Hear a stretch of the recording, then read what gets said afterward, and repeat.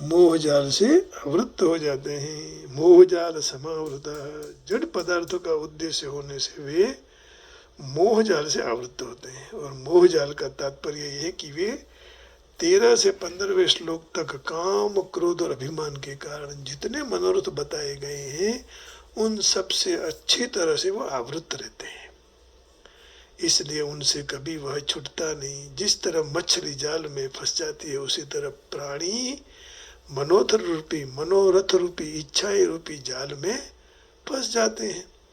और उनके मनोरथों में केवल एक तरफ वृत्ति नहीं होती है, लेकिन दूसरी तरफ भी वृत्ति रहती है।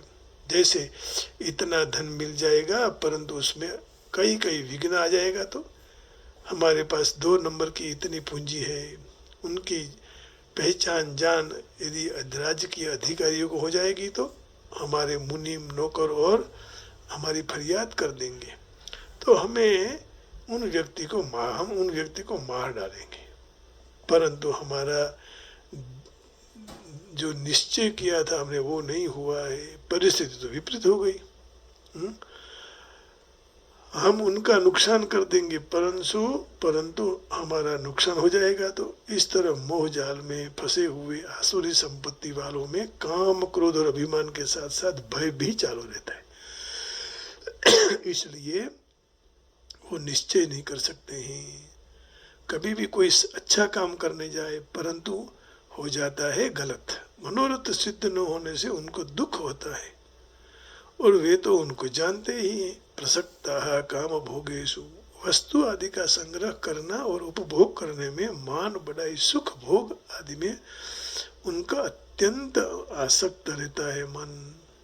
पतंती नरकेषु, जो ऐसे मोह जाल से ग्रस्त लोगों के लिए यह जन्म नरक है। मरने के बाद उनको कुंभीपाक, महारौरव और स्थान विशेष नरकों की प्राप्ति होती है। वे नरकों में भी उनके घोर यातना वाले नरक में पड़ते हैं। नरक के अशुचव कहने का तात्पर्य यही है कि नरक में भी और नरक खराब है। जो नरकों में महान असह्य यातना और भयंकर दुख देते हैं, ऐसे घोर नरक में गिरते हैं। नरकों में जाने वाले प्राणी को यातना शरीर की प्राप्ति है, यातना शरीर की प्राप्ति होती है। तो यातना शरीर के वहाँ टुकड़े टुकड़े कर दिए जाते हैं, तेल में डालकर फिर उसको उकालते हैं, आग में फेंक कर जलाते हैं, तो भी वह मरता नहीं। प्राणी जब तक अपने पाप कर्मों के फल दंड का भोग न ले दंड, तब तक भयंकर यातना देने के बाद भी शरीर मरता नहीं है। अब देखिए, सबका यही प्रश्न होता है, मेरे मन में भी यही प्रश्न था कि भाई शरीर एक बार मर गया फिर आत्मा तो कोई कुछ नहीं कर सकता है, लेकिन यातना शरीर की प्राप्ति होती है उसके बाद, जिसमें दुख ही ढोना है, ऐसे शरीर की प्राप्ति होती है। क्योंकि शरीर 3 प्रकार के हैं, कारण शरीर, सूक्ष्म शरीर और स्थूल शरीर। तो ये यातना शरीर की प्राप्ति होती है, उसी को फिर कष्ट भोगना पड़ता है, इसलिए आदमी छूट नहीं सकता ना। तो इसका जवाब बहुत सालों के बाद हमें यहाँ गीता जी से मिल रहा है। मैं आज बहुत प्रसन्नता व्यक्त करता हूँ ठाकुर जी के चरणों कमलों में कि हमें ठीक तरह से इस रास्ते पर, आप अच्छे रास्ते पर ले जाना चाहते हैं, इसलिए जागृत किया। क्योंकि जिनकी जैसी स्थिति होती है वह मर्यादा के बाद भी उनकी स्थिति के अनुसार ही गति होती है। वास्तव में आसुरी मनुष्य काम क्रोध परायण होने के कारण पहले से ही नरक में पड़े हैं और अभाव रूपी अग्नि में जल रहे हैं। परिणाम में उनके घोर नरक की प्राप्ति होती है। ऊंचे लोक अथवा नरक में जाने में पदार्थ और क्रिया मुख्य कारण नहीं है, लेकिन भाव मुख्य है। भाव का विशेष मूल्य है, जैसा भाव होता है वैसी ही क्रिया होती है। तो इसलिए भगवान ने आसुरी मनुष्य का भाव, मनोरथ आदि का वर्णन किया है। तो यह कह दिया, अनेक चित्त विभ्रांता मोहजाल समावृता प्रसक्ता काम भोगेशु पतंती नरके शुचौ, अशुचौ नरके पतंती। नरक में भी बहुत खराब खराब नरक की बात यहाँ बताई ना। तो एक के बाद एक योजना जो हम बनाते रहते हैं, अब योजनाओं का कभी अंत भी नहीं आता है ना। आदमी निरंतर योजनाएं करता रहता है। तो विश्वास रखना चाहिए ईश्वर में। तो परंतु कर्म के नियम में वह नहीं मानता है। कर्म के नियम के मुताबिक पूर्व जन्म में सत्कर्म करने वाले परिणाम में मनुष्य उच्च कुल में जन्म लेता है अथवा धनवान बनता है, सुशिक्षित और बहुत रूपवान। परंतु आसुरी मनुष्य मानता है कि यह सब वस्तु आकस्मिक होती है, अपने अंगत सामर्थ्य के कारण मिलता है। तो उनको विभिन्न प्रकार के लोग और सुंदरता और शिक्षण के पीछे कोई व्यवस्था योजना होने का भान नहीं है। ऐसे आसुरी मनुष्य की प्रतियोगिता में कोई सामने आता है तो वह शत्रु बन जाता है। जैसे आसुरी मनुष्य बहुत है तो उनमें हर एक लोगों, अन्य लोगों के भी वो शत्रु हो जाते हैं। शत्रुता पहले मनुष्य के बीच, फिर कुटुंब के बीच, समाज के बीच, फिर राष्ट्र के बीच बढ़ती जाती। तो दुनिया भर में निरंतर संघर्ष, युद्ध और शत्रुता चलता ही रहता है। तो हर एक आसुरी मनुष्य यह सोचता है कि स्वयं अन्य सर्व के कारण जी रहे हैं। सामान्यतः ऐसे मनुष्य अपना ही सर्वोपरि, अपने को ही सर्वोपरि ईश्वर मानते हैं। और आसुरी प्रचारक अपने अनुयायी लोगों को कहते हैं कि हमें ईश्वर की शोध अन्यत्र क्यों करनी चाहिए, स्वयं आप ही ईश्वर हो, तुम्हें जैसे रहे वैसे कर सकते हो, ईश्वर में विश्वास नहीं करना चाहिए, ईश्वर को निकाल दो। आज यही हो रहा है। कई संप्रदाय, कई धर्म नए नए खुलकर ये कह रहे हैं कि राम कृष्ण शिव को छोड़ दो, हमें भजो। तो ईश्वर तो मर चुका है। ये आसुरी लोगों का उपदेश है, ये आसुरी लोगों का लक्षण है। आसुरी मनुष्य दूसरों को अपने समान या तो अपने से ज्यादा धनवान और प्रभावशाली देखते हैं, फिर भी ऐसा विचारता है, सोचते हैं कि अपने से अन्य कोई ज्यादा धनाढ्य और प्रभावशाली नहीं है। उच्च लोक में जाने की बाबत में वह यज्ञ नहीं करते। असुर ऐसा मानते हैं कि यदि ये यज्ञ पद्धति बना लेंगे, अपना लेंगे, तो हम ऐसा एक यंत्र बना लेंगे जिससे लोग अपने आप ऊपर चढ़ जाए स्वर्ग में। रावण ने जैसे सोचा था ना कि यहाँ सीढ़ियाँ रख दूं तो सारे यहाँ से स्वर्ग में सीधे चले जाएं, लेकिन ये नामुमकिन है, कभी ऐसा नहीं हो सकता है। सच्चाई कभी छुप नहीं सकती बनावट के असूलों से, कि खुशबू नहीं आ सकती बनावट के फूलों से, है ना। प्लास्टिक ना फूलों मथी सुगंध नहीं आवे भाई। तो मानसનું सर्वश्रेष्ठ उदाहरण आप देखिएगा कि ये रावण था, उसने भी ये सीढ़ी बनाने का जो सोचा था, जिसके द्वारा कोई भी व्यक्ति वेदोक्त यज्ञ बिना यज्ञ करके ही कथा वाचन पूजा करके ये स्वर्ग में पहुंच जाता। इस आधुनिक युग के आसुरी मनुष्य यंत्र पद्धति के द्वारा उच्चतर ग्रह मंडल में जाने का प्रयास कर रहे हैं। तो यही सबके मोह के उदाहरण है। परिणाम यही आता है कि उनकी जान के बिना ही, माहिती के बिना ही वह नरक के आगे बढ़ते हैं। यह संस्कृत शब्द मोह जाल बहु महत्वपूर्ण है। जाल माने जाड़, और जाल में फंसी हुई मछली मोह रूपी जाल में फंसाकर बाहर निकल नहीं सकती है। उसी तरह भी वे भी बाहर निकल नहीं सकते हैं। तो बाहर निकलने के लिए क्या है? बोले भगवान का भजन है। कोई भी जाल में से बाहर आना है तो ईश्वर के भजन की ओर चले जाओ, भजन करो, बस भजन करो, और उसी भजन के साथ अपना मंगल होगा। तो भगवान का भजन करने से सब अच्छा हो जाएगा, लेकिन भजन करना चाहिए, है ना, तो अपना मंगल होगा। आइए, तो अभी हम भगवान का संकीर्तन करेंगे और भगवान से प्रार्थना करेंगे कि प्रभु आपके ही दर्शन हो। जब हमारी आँख खुले तो आपके दर्शन हो, हमारा मंगल हो, हमारा कल्याण हो। तो मोह जाल से छूटने के लिए भजन के सिवाय कुछ नहीं है। आइए।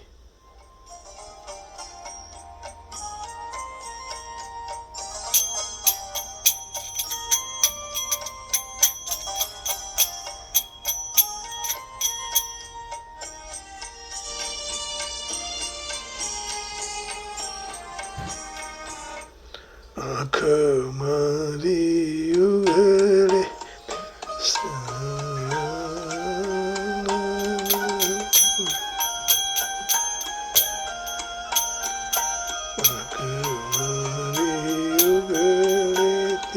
संत राम देखो आँख मारी उघड़े त्या सीताराम देखो आँख मारी उघड़े त्या संत राम देखो आँख मारी उघड़े त्या संत राम देखो आँख मारी उघड़े त्या संत राम देखो धन्य मारो जीवन कृपाए निरे देखो धन्य मारो जीवन कृपाए निरे देखो आँख मारी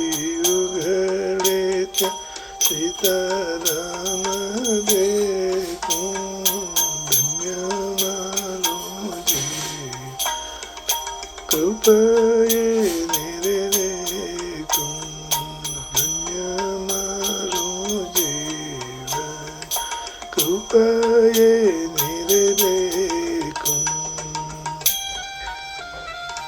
राम राम राम सीताराम सीताराम सीताराम सीताराम सीताराम जय सीताराम सीताराम जय सीताराम सीताराम जय सीताराम सीताराम जय सीताराम राम कृष्ण रसना उचारे राम कृष्ण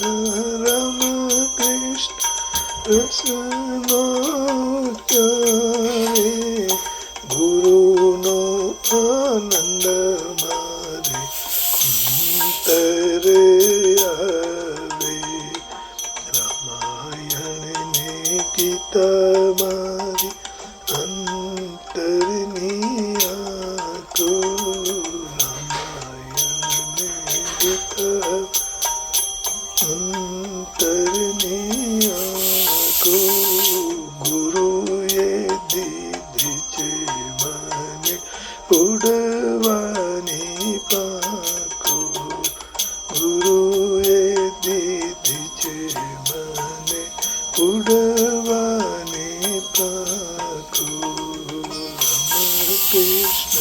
राम कृष्ण कृष्ण कृष्ण हरे संत राम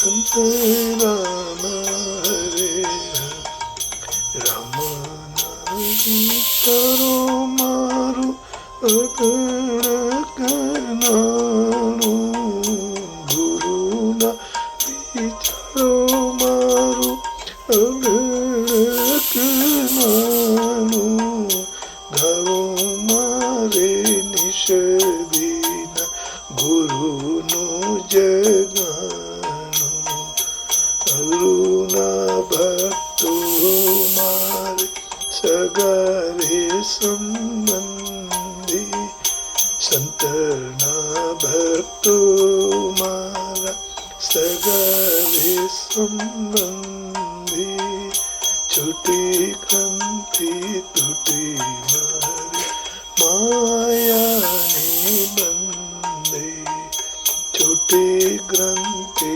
टूटी मारी माया ने मारी उघड़े त्या संत राम देखो धन्य मारो जीवन कृपाए निरे देखो धन्य मारो जीवन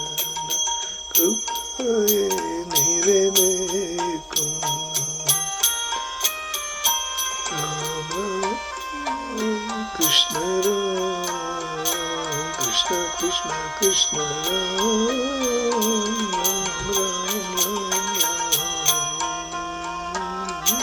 कृष्ण राम कृष्ण राम राधे राधे राधे राधे राधे कृष्ण कृष्ण कृष्ण राधे जेने श्री राम चरण रस जाग्यो जेने श्री गुरु जी चरण रस जाग्यो एणे रे संसार नित्य करी नाट्यो एणे रे संसार नित्य करी नाट्यो आरस ने जाने शुकदेव जोगी कंईक जाने चेते नरसिंहो भोगी कंईक जाने जे पेलो नरसिंहो भोगी